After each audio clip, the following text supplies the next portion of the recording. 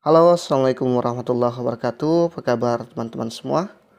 Pada kesempatan kali ini kita seperti janji saya kemarin, kita akan bahas lagi salah satu soal TPA yang diujikan di Pretest PPG sesuai dengan pengalaman pribadi saya, yaitu soal silogisme atau penalaran logis ya. Waktu saya pretest dulu ini tidak terlalu banyak, tapi memang ada beberapa ya. Tapi persiapkan saja uh, diri teman-teman untuk belajar sedikit ya. Perlu diketahui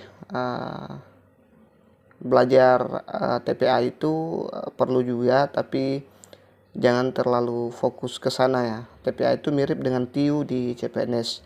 Cuman bedanya kalau TPA di Pretest PPG itu insya Allah agak mudah dibanding dengan tes CPNS ya teman-teman. Oke, kita lihat dulu pengertian dan dari penalaran logis atau silogisme itu sendiri. Silogisme merupakan suatu bagian penarikan kesimpulan secara deduktif. Silogisme disusun dari dua proposisi, pernyataan dan sebuah konklusi atau kesimpulannya. Sebelum masuk di contoh, saya mohon bantuannya untuk teman-teman klik subscribe, like, dan bantu share. Mudah-mudahan saya makin semangat dalam mengupload video-video meskipun agak sakit seperti sekarang ini ya. Sekarang lagi tipes, tapi insya Allah demi teman-teman saya berusaha untuk berbagi ya. Ini dia contohnya, contoh satu premis, dua premis dan diberikan kesimpulan. Hasan di rumah atau di pasar ya, premis 1. Ternyata tidak di rumah, itu premis 2 ya. Kesimpulannya Hasan di pasar ya, karena dia tidak di rumah ya. Ini Hasan di rumah atau di pasar. Premis 2, Hasan tidak di rumah, berarti dia sedang berada di pasar. Itu kesimpulan yang bisa diambil dari dua premis di atas ya. Gampang kan? Silogisme itu gampang sebenarnya. Susah-susah gampang sih kalau kita tidak paham atau kurang latihan ya. Kalau sudah banyak latihan, sudah paham, insya Allah itu hanya 5 detik sudah bisa dijawab ya teman-teman. Kita bisa menghemat waktu. Kalau teman-teman nanti sudah belajar di sini, sudah tonton video ini, saya yakin teman-teman tinggal klik-klik saja kalau ketemu soal-soal silogisme. Insya Allah mudah kok, tinggal dipahamin saja ya. Nah, yang perlu teman-teman ketahui ini sebelum masuk di latihan soal ya, kita briefing dulu biar teman-teman nanti gampang, tidak perlu nonton video yang lain lagi ya. Karena rencana saya tidak akan buat lebih dari satu video untuk silogisme, karena insya Allah setelah tonton video ini teman-teman bisa jauh lebih hebat dari saya. Amin.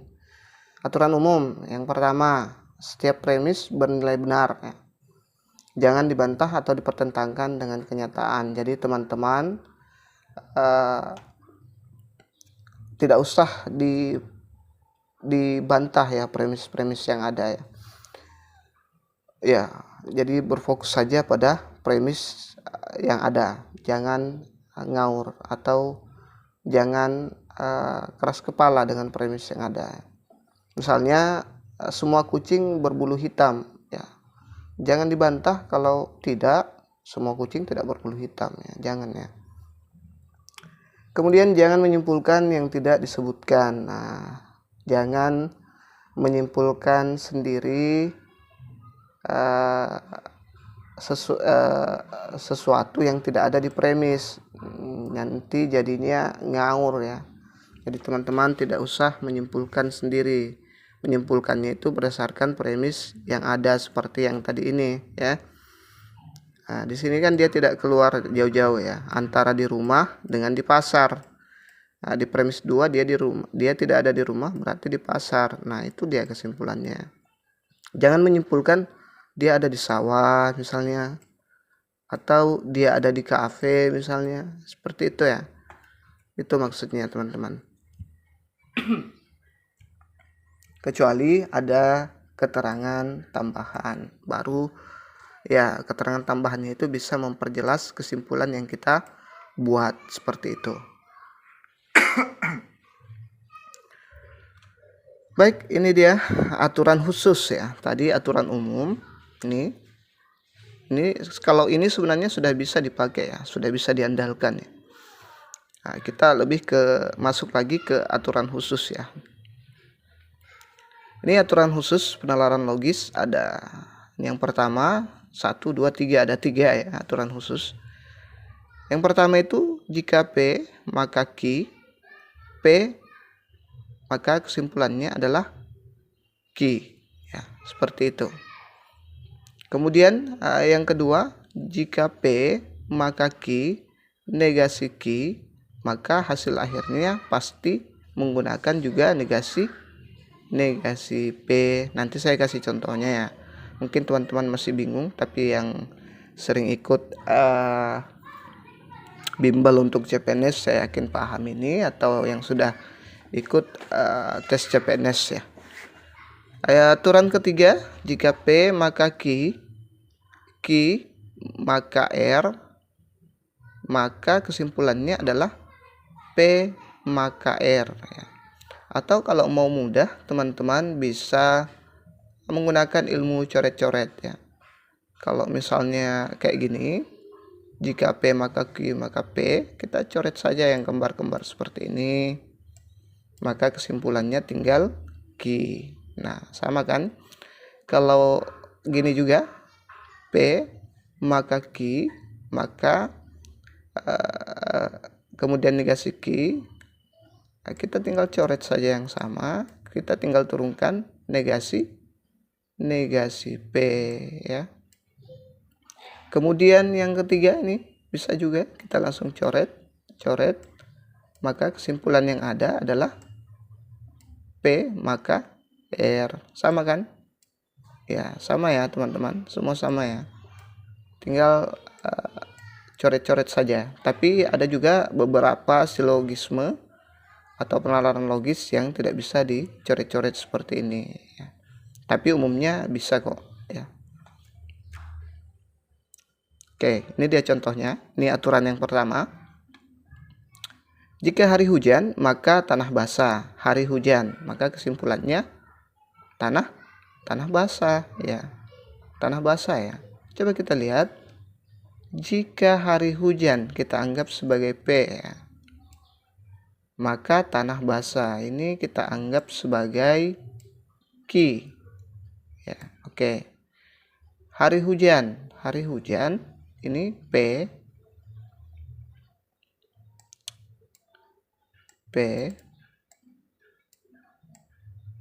kesimpulannya adalah pasti tanahnya basah ya, karena akhir-akhir ini banyak banjir, maka saya bahas hujan ya. Tanah basah ya, kesimpulannya adalah tanah basah. Kita tinggal coret kalau kita mau coret, maka tinggal Q, tanah basah kesimpulannya ya. Paham ya? Oke, saya yakin teman-teman paham. Kalau belum paham, putar lagi videonya. Kembalikan ya kalau belum paham. Oke. Yang kedua, aturan yang kedua ya. Kita kasih contoh. P maka Q, negasi Q maka negasi P ya. Kesimpulannya adalah negasi P. Oke, jika hari hujan, ini tadi hari hujan, kita ibaratkan dia P. Tanah basah kita ibaratkan dengan Q. Tanah tidak basah ini kita ibaratkan sebagai negasi Q. Negasi itu artinya tidak ya. Dia ingkaran ya, sama dengan ingkaran. Tanah tidak basah ya. Berarti yang hasil akhirnya adalah berarti tidak hujan. Nah, atau kalau mau kita gampang, kalau mau pakai cara coret-coret bisa. Nih Nih. Jadi tinggal tersisa negasi P. Maka hari tidak hujan. Seperti itu ya. Semoga dipaham. Kita lanjut ke aturan yang ketiga. P maka Q maka R, P, maka kesimpulannya adalah P maka R. Coba kita lihat, jika hari hujan, kita kasih P, tanah basah, Q, ya. Jika tanah basah, Q, kita anggap sebagai Q, saya malas keluar rumah. Nah, jika tanah basah, kita anggap dia malas keluar rumah, ini akibatnya nih. Maka ini kita kasih R karena tidak sama ya katanya semua ya. Jadi kesimpulannya adalah, nah kesimpulannya apa kira-kira teman-teman? Nah, jadi kalau kita pakai rumus ini P maka R. Hari hujan, saya malas keluar rumah ya, tinggal kita hilangkan Q-nya.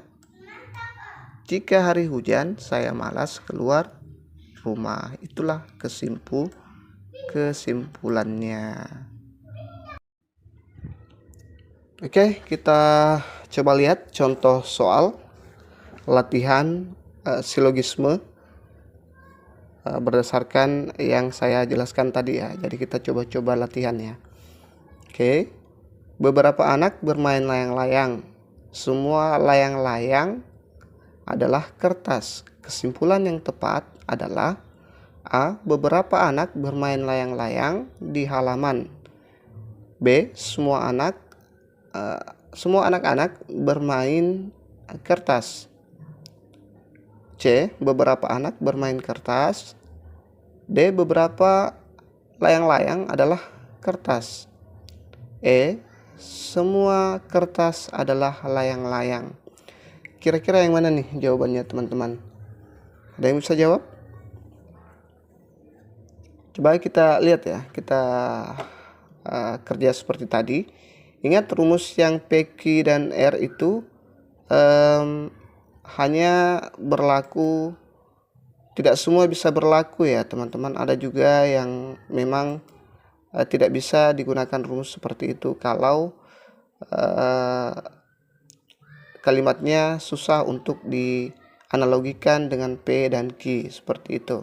Tapi kalau kita sudah terbiasa, insya Allah itu juga akan mudah. Nah, sekarang kalau ada kata beberapa dan semua, usahakan kita ambil yang beberapa ya teman-teman. Umumnya ada sih, ada kata beberapa dan semua kita menggunakan semua, tapi umumnya kita menggunakan beberapa, jadi tidak usah ambil pusing ya, tidak usah ambil pusing. Jadi yang ada kata semua kita langsung eliminasi saja, kita coret ya. Nah, tinggal 3 yang tersisa. Sekarang kita coba buat beberapa anak bermain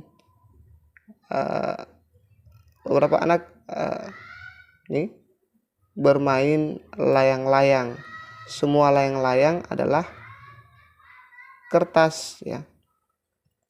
Ini beberapa anak kita anggap sebagai P, layang-layang, bermain layang-layang sebagai Q ya. Kemudian semua layang-layang kita anggap Q ya, adalah kertas, kita anggap sebagai R. Seperti itu.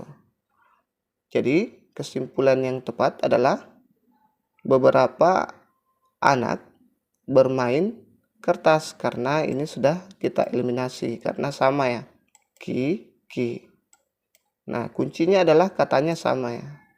Nah, beberapa anak bermain kertas.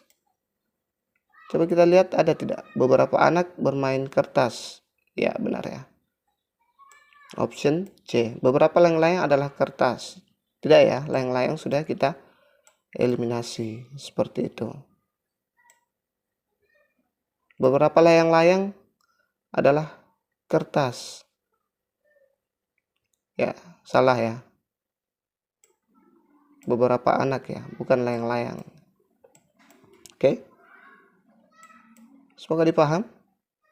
Ini kita pakai rumus coret-coret ya, karena ini bisa dicoret ya. Jadi usahakan kalau bisa dicoret, pakai saja yang tercepat. Kita coret-coret saja, pakai PKR saja atau PQ saja ya. Sesuai dengan rumus ya, itu tadi sesuai dengan rumus. Jika P maka Q, jika Q maka R, kemudian kesimpulannya adalah PR ya. Itu rumusnya yang tadi, dia masuk di aturan ketiga. Oke, ini dia kesimpulan dari premis menggunakan kata semua dan beberapa pasti menggunakan kata beberapa. Kesimpulan dari dua premis tersebut adalah beberapa anak bermain kertas. Jawabannya adalah option C ya. Kita lihat ke soal berikutnya.